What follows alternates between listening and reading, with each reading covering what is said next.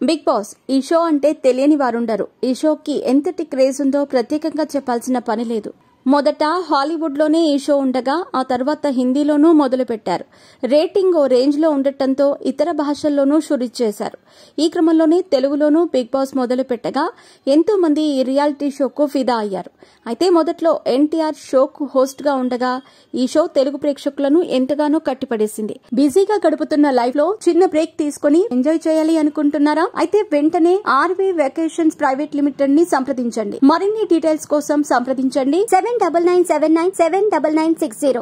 ఆ తర్వాత నాని హోస్ట్ గా పనిచేశారు. ఆ తర్వాత నాగార్జున ఎంటర్ అయ్యారు.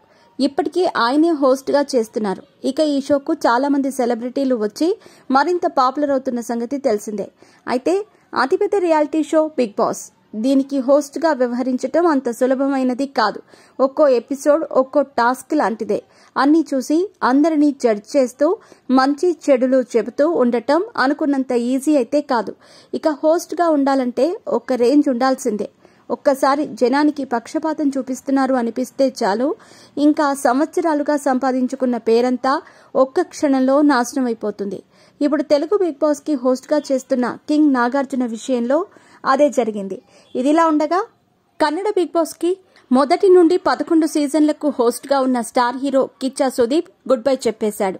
ఇక తమిళ బిగ్ బాస్ షోకి హోస్ట్ గా వ్యవహరించిన హీరో కమల్ హాసన్ కూడా షో నుంచి తప్పుకున్నారు. అప్పటికే వారిద్దరూ చాలానే విమర్శలు ఎదుర్కొన్నారు. ఇక ఇప్పుడు నాగార్జునకి కూడా అలాగే విమర్శలు మొదలయ్యాయి. మరి నాగార్జున కూడా ఇప్పుడు కమల్ కిచ్చా సుదీప్ దారిలోనే వెళతాడా లేదా చూడాలి మరి.